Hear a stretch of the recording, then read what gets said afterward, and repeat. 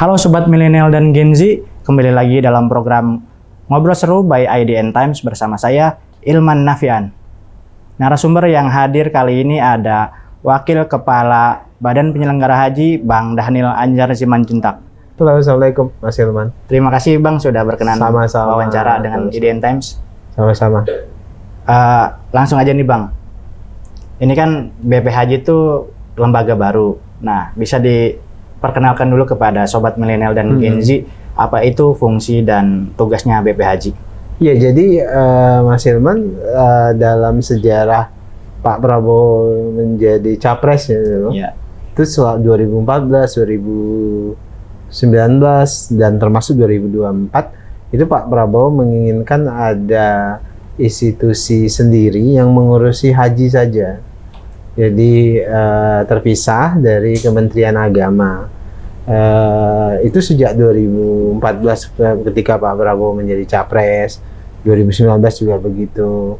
Dan dalam sejarah kita juga hampir semua presiden sebenarnya itu ingin ada institusi khusus yang hanya ngurusin haji. Nah, barulah dalam sejarahnya era Pak Prabowo menjadi presiden bisa diwujudkan. Dan kenapa? Karena dulu selalu dapat penolakan dari menteri-menteri agama sebelumnya gitu. Jadi termasuk dari birokrasinya dan sebagainya. Nah, hari ini Pak Prabowo melakukan itu, pemisahan pengurusan haji dari Kementerian Agama. Kemudian di awalnya itu namanya dulu kalau di 2014, 2019 ketika Pak Prabowo maju menjadi capres, membentuk Kementerian Haji dan Umroh atau Kementerian Haji dan Wakaf waktu itu. Nah, namun di 2024 karena ada ada obstacle-nya apa? Undang-undang. Ternyata undang-undang haji itu ada sendiri, kemudian undang-undang wakaf itu ada sendiri. Dan di situ disebutkan bahwasannya penyelenggara haji itu adalah Kementerian Agama. Wakaf ada badannya sendiri. Sehingga Pak Prabowo menunda membentuk yang namanya Kementerian Haji dan Wakaf pada saat itu. Makanya beliau memutuskan untuk membentuk yang namanya Badan Penyelenggara Haji setingkat kementerian. Jadi badan setingkat kementerian melalui Perpres. Nah, walaupun tahun 2025 ini kami belum bertanggung jawab melaksanakan penyelenggaraan haji.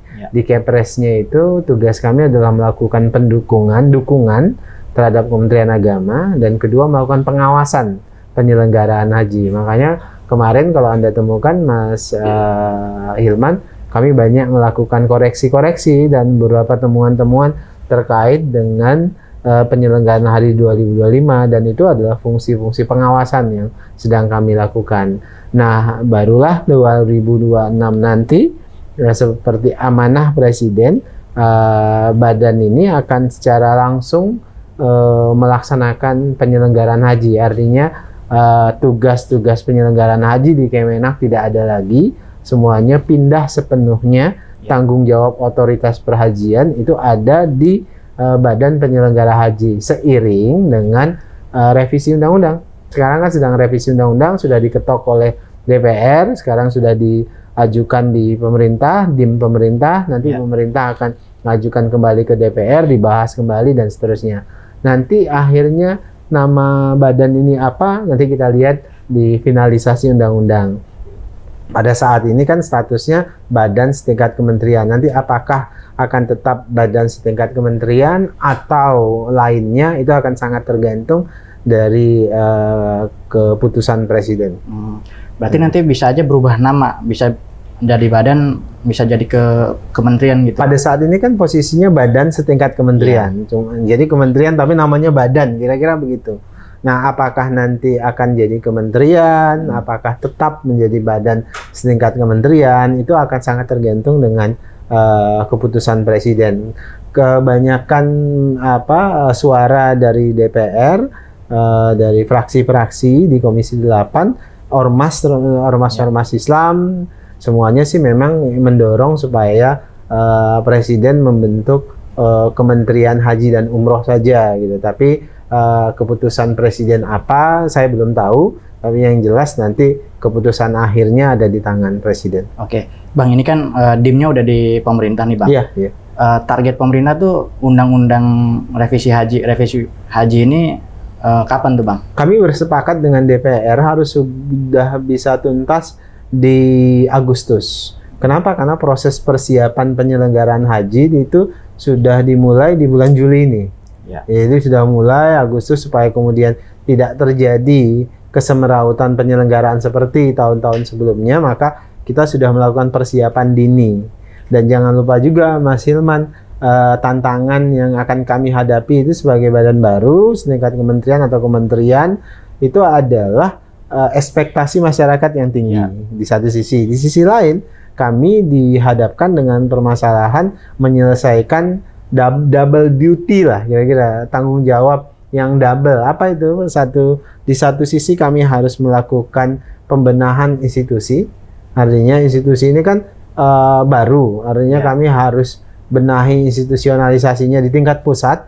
Di tingkat pusat terkait dengan kepegawaian, terkait dengan semua hal, bahkan terkait dengan kantor, kan, termasuk nanti pembenahan di tingkat daerah. Karena ada Kakanwil Haji, kemudian di provinsi ada kepala kantor di tingkat kabupaten kota. Karena kan sektor agama itu adalah salah satu sektor yang tidak didesentralisasi. Dia tetap disentralisasi, pertahanan, agama itu sentralisasi, sehingga otomatis karena Kemenak juga dulunya ada Kakanwilnya, maka yang ngurusin haji, maka secara otomatis nanti di tingkat provinsi, di tingkat kabupaten kota juga ada kantor Kakanwil dan kantor haji di provinsi dan kabupaten kota.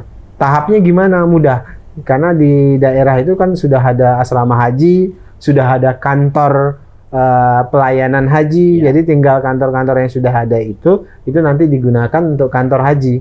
Jadi nanti kabit haji di Kemenak, di Kakanwil itu akan pindah, dia menjadi bertugas di Kakanwil Haji dan Umroh. Pun demikian di kabupaten kota. Berarti nanti juga kemungkinan Ditjen Penyelenggara Haji Umroh Kemenak bisa ditarik ke BPH. Jadi perintah presiden itu begini Mas Hilman, perintah presiden itu adalah kalian bangun badan ini atau lembaga ini, setingkat kementerian ini atau apapun nanti namanya, itu dengan wajah yang baru. Artinya SDM dan aset kan nanti akan berpindah begitu ke badan otoritas haji ini, apapun namanya ya. Nah, namun Presiden sampaikan wajah institusi baru yang ngurusin haji ini itu harus wajah integritas, wajah kompetensi dan integritas. Kenapa? Karena kalian ngurusin cita-cita umat loh. Setiap Muslim itu keinginan cita-cita tertingginya dalam spiritualitasnya itu naik haji gitu loh. Jadi jangan main-main. Nah, oleh sebab itulah kami diamanahkan Presiden memastikan melakukan bersih-bersih terkait dengan pengelolaan haji. Nah, makanya betul nanti sebagian besar SDM yang ada di penyelenggaraan haji dan umroh di Kemenak akan bergeser ke sini secara otomatis. Namun tentu kami melakukan assessment juga. Kami pastikan orang-orang yang masuk ke institusi baru ini orang-orang yang punya kompetensi yang kita butuhkan. Yang itu yang kedua. Yang pertama yang paling penting kami butuh orang-orang yang berintegritas. Kenapa? Karena PR haji kita itu pengelolaan haji kita itu salah satunya adalah integritas. Karena korupsi kasus haji itu berulang kali. Tiap tahun ada pansus. Ini kan 2024 ada pansus, 2025 juga ada pansus. Nah, itu juga jadi red notice dari Presiden. Kalian harus benahi terkait dengan integritas itu. Oleh sebab itu tidak secara otomatis misalnya dari PHU pindah gitu. Ya memang nanti secara kelembagaan mereka SDM-nya akan pindah, tapi tentu terkait dengan di mana jabatannya apa segala macam, tentu kami asesmen lagi. Kami butuh dua tadi, integritas dan kompetensi. Asesmennya tuh gimana tuh Bang? Apakah ada tes ulang atau gimana? Ya tes otomatis ya, itu yang standar. Tapi yang paling penting yang akan kami lakukan itu track record, rekam jejak. Nanti tentu kami akan dibantu oleh aparatur hukum terkait dengan track record masing-masing orang ini begitu. Jadi yang pasti presiden perintahkan harus pastikan SDM itu yang wajah utamanya ya integritas. Oke, Bang, berarti nanti kan perlu ada penambahan pegawai lagi nih, ASN. Nah, target 2026 tuh BPHJ usul ke Kemenpan RB itu berapa? Secara spesifik belum ya, tapi yang jelas kan sebagian ASN itu akan ada migrasi ya, migrasi dari Kemenak yang ngurusin haji, baik di tingkat pusat sampai dengan tingkat daerah. Juga ada migrasi perpindahan dari institusi lain. Ya. Misalnya ya saat ini nih di BPHJ itu ada dari Kemenak, ada dari KPK, ada dari kepolisian, ada dari kejaksaan, ada dari Kemenkes. Jadi ini nanti di blend gitu jadi institusi baru. Jadi sebagian besar yang akan terjadi itu adalah migrasi dari dari banyak institusi. Kita minta memang mereka-mereka yang punya passion untuk ngurusin haji, antusias terhadap pelayanan jamaah, itu yang kita harapkan nanti bisa di sini. Kemudian kedua ya secara otomatis pasti akan tetap kurang karena sampai ke bawah ya. Kita akan tetap merekrut. Nah, tapi berapanya saya belum bisa jawab. Nah, syarat kan ada yang tanya gimana Bang, dan statement saya juga yang terakhir, apakah itu terbuka untuk misalnya ASN bermigrasi, apakah harus Muslim? Tidak, bisa dari banyak kelompok. Saya sering nyebutnya ya rekrutmen kami terkait dengan ASN yang akan bermigrasi atau ASN yang baru nanti itu harus inklusif, terbuka dengan semua kelompok, dengan semua agama. Pasti ada kritik kok ngurusin haji ada sekarang saja Mas. Sekarang aja di bawah itu yang ngurusin IT kami ada yang Kristen. Bahkan ada teman-teman yang dari Kementerian Agama dari yang beragama Hindu, Buddha tertarik untuk bergabung dengan BPHJ. Dan selama kapasitas mereka kita butuhkan, itu nggak ada masalah. Kami terbuka. Jadi di BPHJ itu nggak harus yang Muslim. Nah, pada satu titik kami pahami misalnya ada batasan-batasan syariat terkait dengan penyelenggaraan ibadah. Nah, tentu teman-teman yang bergabung di sini itu nggak akan bertanggung jawab terkait dengan aturan dan urusan-urusan syariat haji. Mereka nanti akan terlibat dalam pengurusan misalnya ya IT, penerbangan, manajemen, visa, banyak sekali urusan haji ini yang melibatkan semua stakeholder dan semua pihak. Catatannya adalah sejak awal institusi ini akan terbuka untuk semua pihak, semua golongan, dan justru itu menjadi uniqueness-nya kita. Anda bayangkan loh di Bali itu yang ngurusin haji itu sebagian besar adalah saudara-saudara kita dari agama Hindu yang mempersiapkan keberangkatan, yang mempersiapkan visa, yang mempersiapkan macam-macam, itu teman-teman kita yang dari Hindu. Yang di NTT sebagian besar Katolik, Kristen yang menyiapkan persiapan-persiapan keberangkatan jamaah. Nah, hal-hal yang seperti itu akan menjadi simbol penting pengelolaan haji Indonesia. Nah, tentu tadi saya sebutkan ada batasan syariatnya, itu yang kita pahami betul. Berarti secara garis besar bisa dikatakan yang non-Muslim hanya bekerja di Indonesia aja gitu ya, Bang? Di Jeddah juga bisa. Kan kita nanti misalnya kita butuh pelayanan di Jeddah, misalnya di airport Jeddah. Mereka bertugas di Jeddah juga bisa gitu. Jadi sepanjang itu tidak melanggar dan tidak terkait dengan ibadah dan dengan aturan-aturan syariatnya, tidak ada masalah. Gitu. Oke, Bang, tadi kan disebutkan masih ada nih lembaga baru, terus ada muncul keraguan. Nah, nanti inovasinya apa sih Bang dari BPHJ? Ya, jadi kan begini Mas, kami kan setahun ini alhamdulillah sudah banyak belajar, sudah mantau mungkin itu ibrohnya, hikmah yang diberikan, diperintahkan oleh Presiden. Jadi kami sejak awal proses evaluasi itu sudah memperbaiki SOP penyelenggaraan haji. Jadi mulai dari data, ini saya dan Pak Kepala itu perintahkan supaya data-data itu dimutakhirkan, terbuka, siapapun bisa mengakses, arahnya ke situ. Jadi Jangan sampai nanti ada data yang dipermainkan, jamaah yang harusnya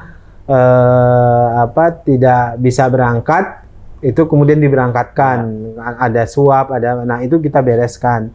Ada 306 SOP baru yang kita persiapkan mulai dari pemberangkatan sampai dengan kepulangan. 306 inilah nanti hal-hal yang jadi masalah tahun-tahun sebelumnya kita perbaiki. Kemudian yang kedua itu tadi, ternyata Mas, sebaik apapun sistem yang dibangun, semaju apapun SOP yang sudah kita buat, kalau kemudian kita tidak benahi integritas SDM-nya, itu akan tetap jadi meaningless.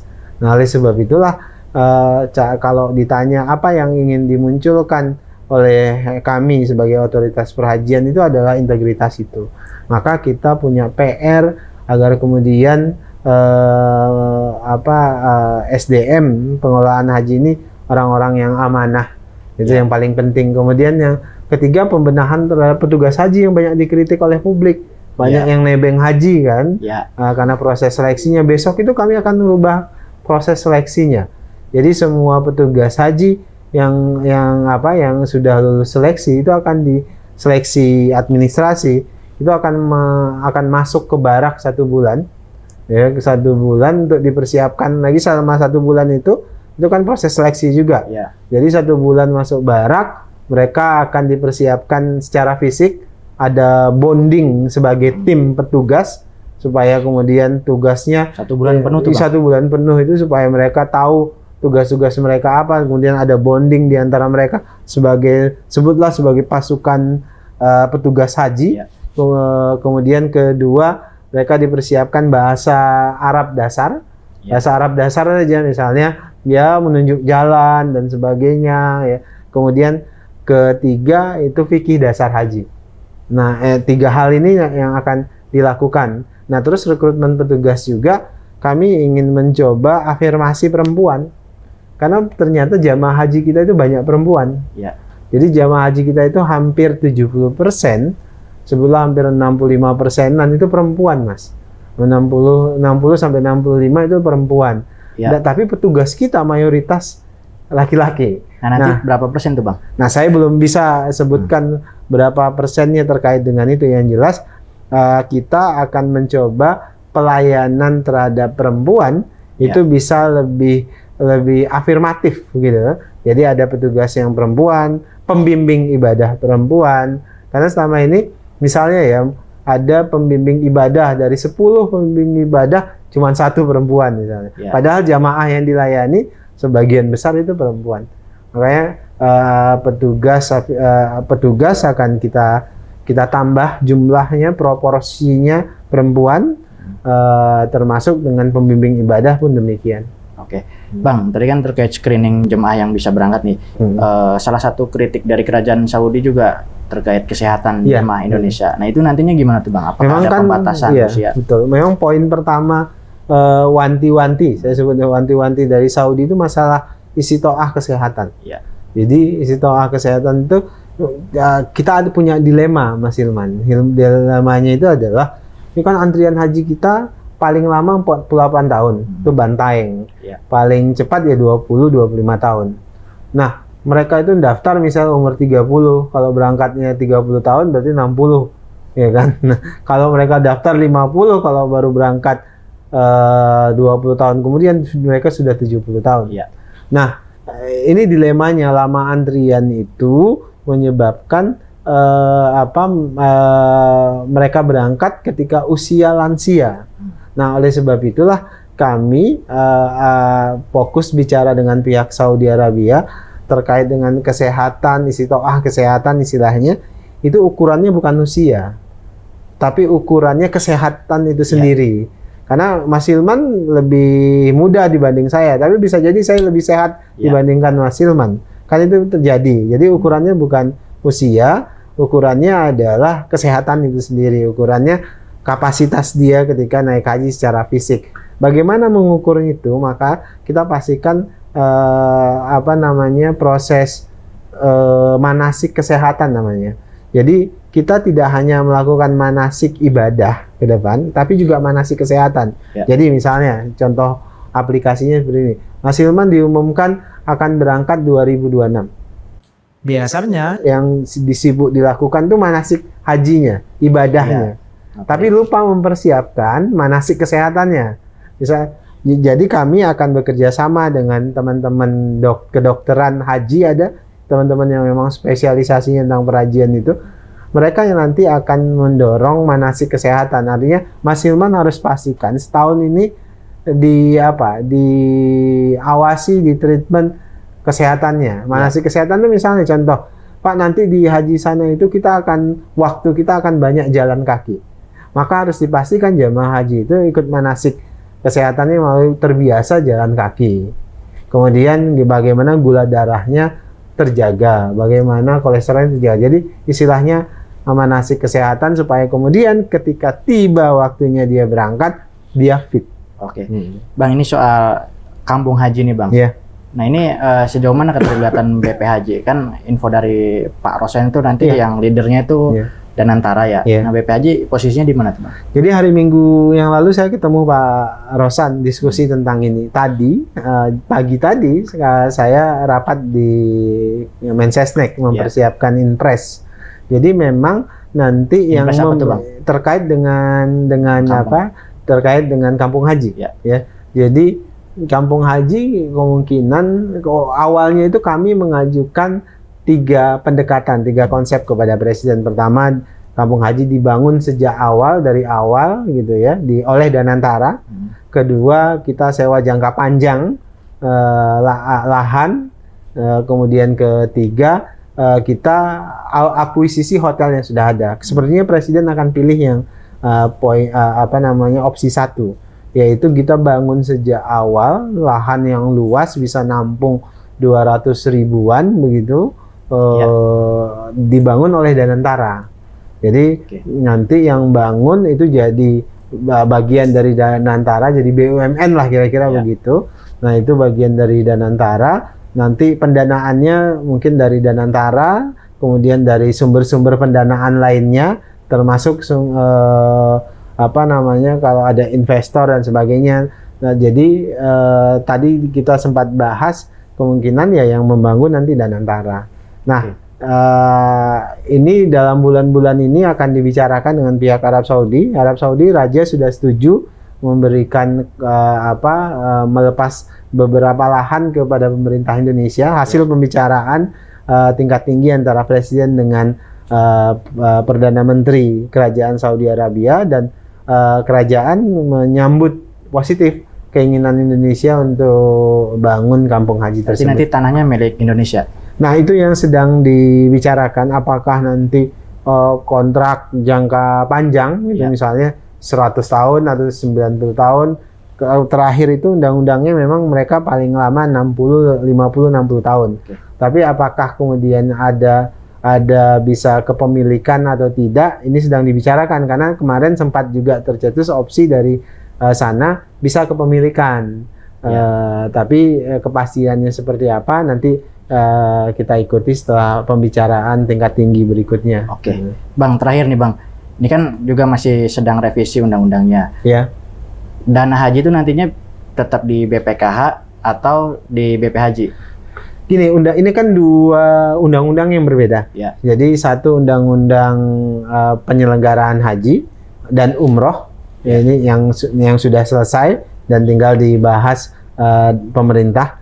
Nah, yang juga akan direvisi itu undang-undang dana haji, dan kami kan nggak masuk lingkup di situ. Kan selama ini publik nggak tahu, seolah-olah misalnya ada badan penyelenggaraan haji atau apapun namanya nanti itu ngurusin dana haji. Kita nggak ngurusin dana haji, karena dananya umat, dana itu dikelola oleh BPKH namanya, Badan Pengelola Keuangan Haji. Sedangkan kita itu ngurusi penyelenggaraan hajinya, ekosistem ekonomi hajinya, kemudian ngurusin pembinaan terhadap jamaahnya.